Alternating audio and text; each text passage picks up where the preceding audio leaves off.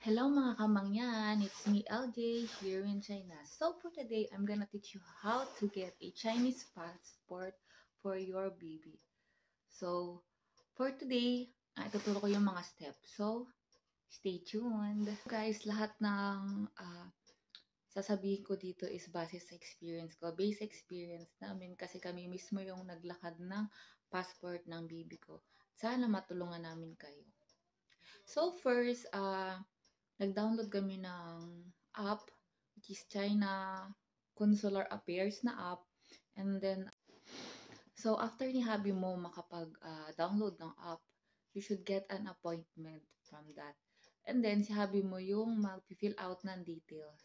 So guys pala, pag kumuha kayo ng passport ID ni baby, make sure na kukunin nyo ulit ang soft copy. Kasi kailangan din yun pag nag-upload kayo ng picture pag kumuha kayo ng passport. Then, so first, nag-fill up si hubby ng, kumuha si hubby ng appointment, then nag-fill up siya ng details na kailangan doon, na i-attach yung picture ni baby, which is, ito yung size, and then white background. Kailangan labas yung tenga ni baby, medyo mahigpit sila. Then, after first na requirements na inano namin is yung certificate of no passport ni baby. Na pwede ka namang, na kinuha namin, kinuha ko sa SM Mega Mall. So, paano ko ba siya kinuha? Naghanap ako ng malapit sa akin within my work kasi ako that time. So, tumawag ako. Then, after that, binigyan nila ako ng given schedule. Then, pumunta ako doon. Pagpunta ko doon, kailangan mo lang ng birth certificate ni baby, then valid ID mo. Then, makukuha mo siya after 15 working days. So, ganun siya katagal. But nakuha ko siya after that, then nag-apply na kami ng passport ni baby.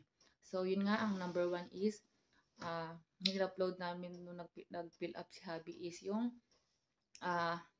ID picture niya na passport size, white background, ito yung size. And the second is certificate of no passport and the letter of agreement.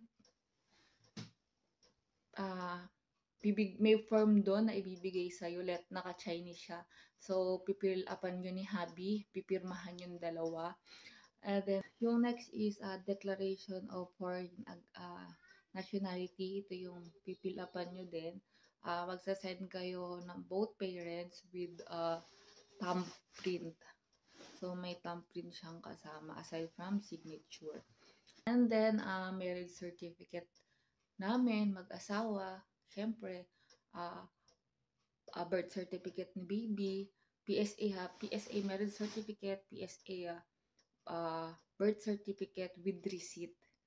And then, the passport ni baby, Chinese ID ni tatay, at saka ang huko ng tatay, Chinese register booklet, yung huko ng tatay kasama. Then after that, pinabila ako ni hubby ng newspaper kasi kailangan na niyang mag-send ng picture with baby na may newspaper nakadated, like for example, nakadated today, na newspaper ng Pinas. So, bumili ako. Usually, nakakabili doon sa 7-Eleven. So, after that, in-schedule na kami for interview. Sabi ni hubby, much better daw kung nandun ako pag in-interview. Kasi, may work ako that time. So, nagdadalawang isip ako. Sabi kasi ni hubby, kahit wala na daw ako. Pero much better kung nandun ako. Pero ang ginawa ko is, nag-half day ako that time, umuwi ako.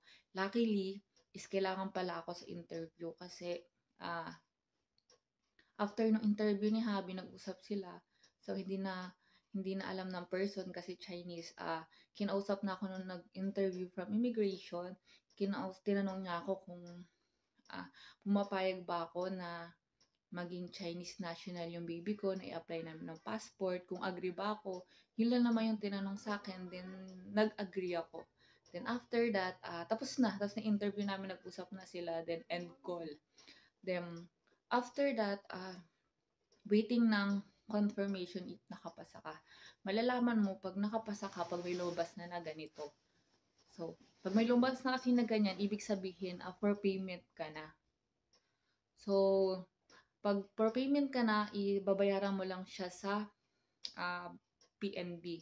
So, magkano? Just 950 pesos for the passport. So, pag may barcode ka na ganyan, pwede ka nang pumunta sa PNB at pagbabayad ka na. Then, after that, the next step na gagawin mo is, punta ka ng JRS, ipapadala mo na lahat ng original copies mo. Papadala mo na sa Chinese Embassy. So, ano-ano ba yung mga docs na ipapadala mo? Ano ba yung docs na pinadala namin that time? So first, ang PSA birth certificate ni baby original with receipt, marriage certificate namin with receipt, ha? And then, 2 pieces, passport ID ni baby, uh, yung bank slip, yung PNB nung nagbayad ka, yung receipt, kasama siya. Certificate of no passport, yung ano yan? Letter of agreement, declaration of foreign nationality. So, lahat yon is ipapasa nyo, ilalagay nyo sa isang brown envelope, and then ipapadala nyo sa JRS. So, bibigay sila ng details ng contact person at saka kung saan naka-address. Para pag pinadala mo sa JRS, sila yung receiving person.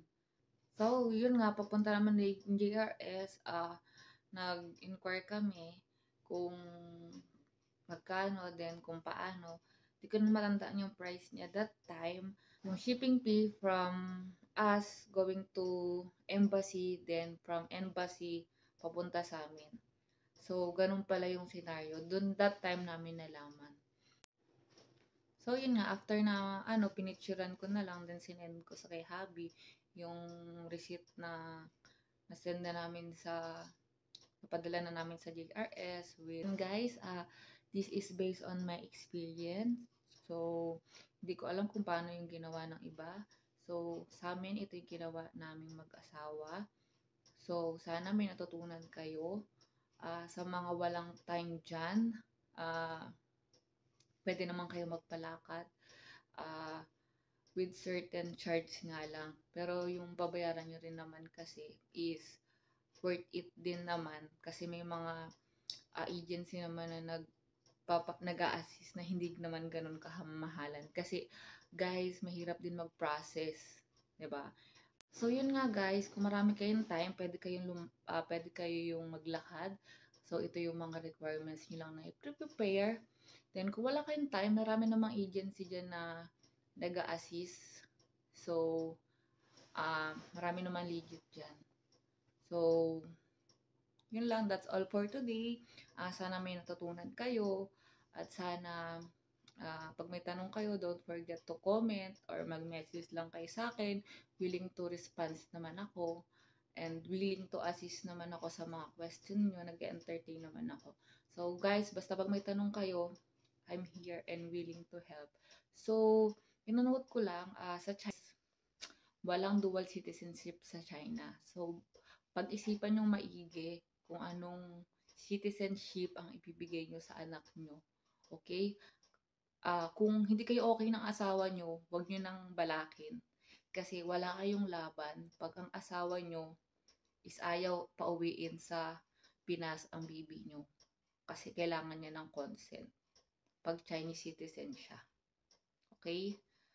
Kasi yun yung sinabi sa akin sa embassy dito sa China na may Pinay na humihingi ng tulong na mauwi yung anak niya, which is wala siyang laban kasi Chinese citizen yung bata. So, ayaw payagan ng tatay, so no choice siya. Kaya kayo pag-isipan yung mabuti. Then, that's all for today. Thank you for watching. Sana may natutunan kayo. So, don't forget to follow. Don't forget to like and subscribe. So, that's all for today. Thank you for watching.